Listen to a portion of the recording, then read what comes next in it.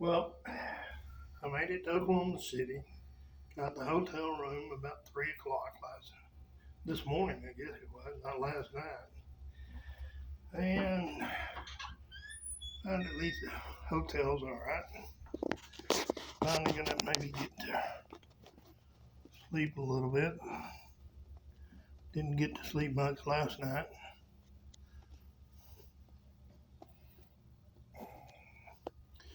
Actually, the airline, of course, lost my bag. It didn't make it here until about an hour ago. But I did get to sleep about three hours last night, I guess. So just made it back to the hotel. Got a pretty good view. There's the Oklahoma baseball park.